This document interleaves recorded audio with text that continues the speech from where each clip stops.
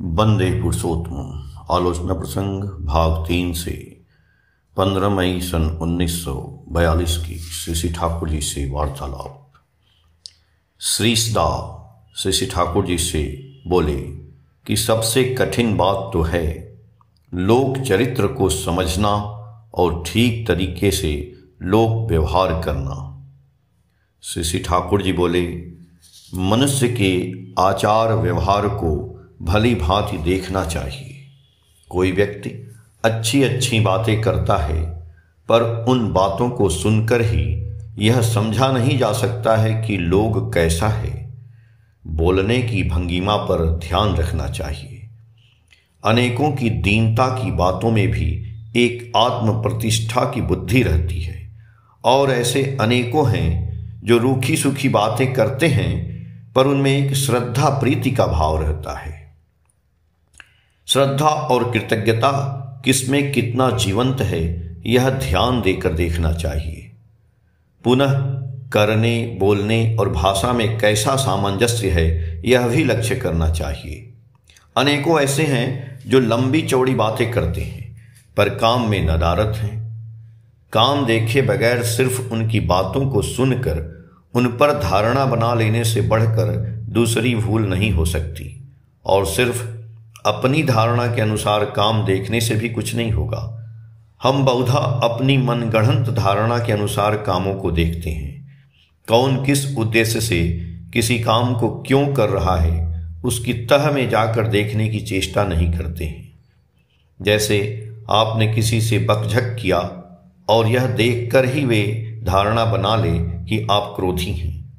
वे नहीं समझ रहे हैं आप उनके मंगल के लिए शासन कर रहे हैं। मनुष्य अपने असतर्क मुहूर्त में कैसा व्यवहार करता है, यह देखकर भी आप उसके चरित्र को समझ सकते हैं। घर के लोग या नौकर चाकर के साथ कैसा व्यवहार करता है, यह देखकर भी पता चल सकता है कि उसका स्वाभाविक ढंग कैसा है। अनेकों आत्मतुष्टि के लिए दीनों पर दया करते हैं, किंतु महान की श्रद्धा नहीं करते, प्रत्युत उन्हें तबाह करने की चेष्टा करते हैं। ऐसे लोग मूलतः नीच प्रकृति के होते हैं। इसलिए प्रधान द्रष्टव्य है active attachment for superior and ideal, श्रेयजन एवं आदर्श के प्रति सक्रिय अनुराग।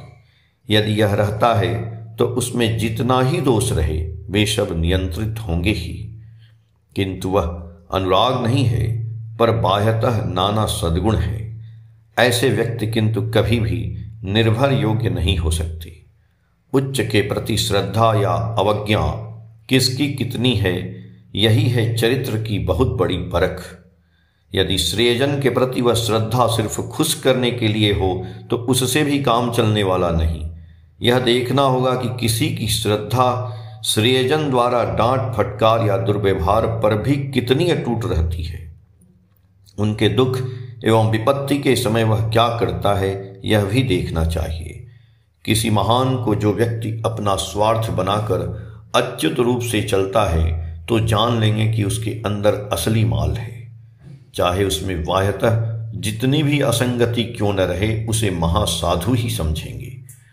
मनुष्य के साथ व्यवहार करने में प्रत्येक के साथ उसकी प्रकृति और वैशिष्ट्य अनुसार व्यवहार करेंगे। यदि ऐसा करें तो देखेंगे लोग आपको धन्य धन्य करेंगे। आपके व्यवहार से मनुष्य को स्फूर्ति मिले, तृप्ति मिले और मिले आनंद। प्रीत कर प्रीत होने की बुद्धि रहने से मनुष्य को अपना बनाने में देर नहीं लगेगी। न्यायोचित सुख्याति करने के अभ्यास को बनाए रखना चाहिए। यदि किसी का दोष ही बताना हो तो यथासंभव मधुर भाव से कहना चाहिए। एक शब्द में यही कहूंगा कि ऐसी बुद्धि रखनी चाहिए कि जिसके साथ जो कुछ भी क्यों न करें, वह मानो उसके और दूसरे के बचने बढ़ने को पुष्ट करे।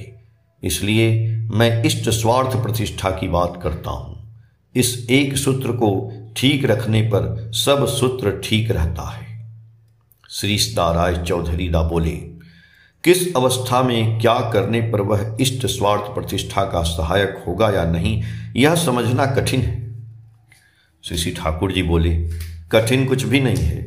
यदि मनुष्य आंतरिक रूप से यह चाहता है तो समय पर बुद्धि ठीक ही काम करती है। यदि कभी कोई भूल होती है तो भी वह उसे सुधार ले सकता है। क्या करने से आपका मंगल हो सकता है, यह समझने में तरु श्रीसदा की स्त्री को क्या कोई कष्ट होता है?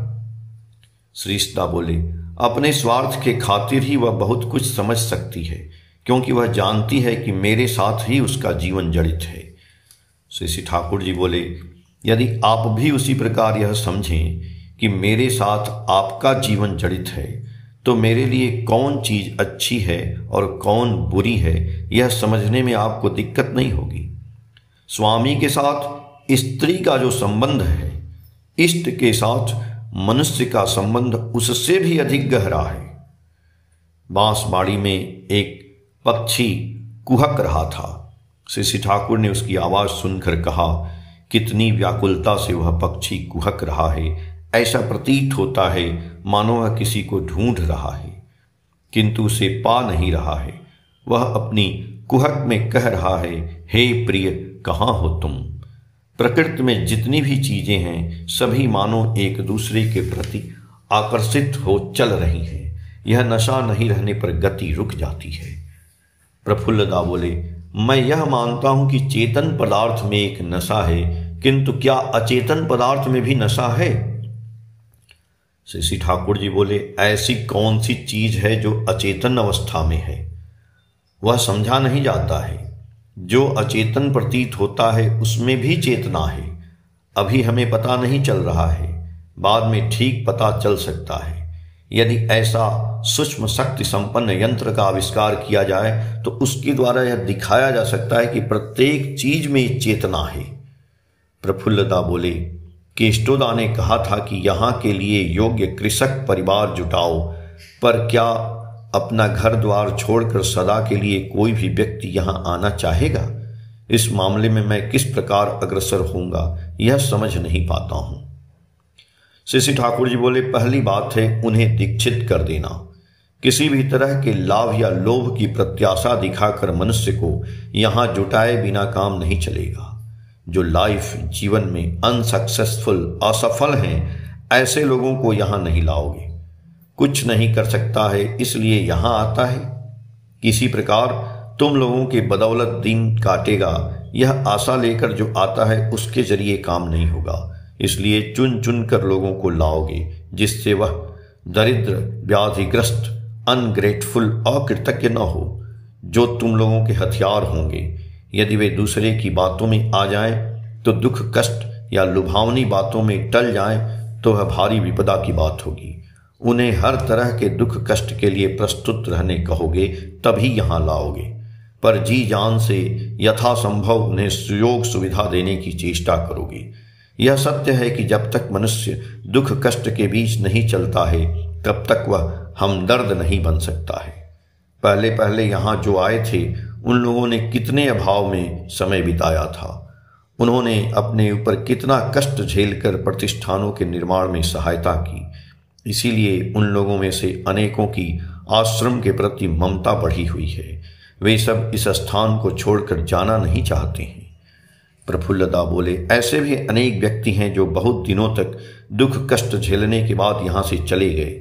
आपके या आश्रम के साथ वे कोई संपर्क नहीं रखते। ऐसे लोग भी हैं जिनमें कुछ यहाँ की निंदा करते हैं। इसका क्या कारण है?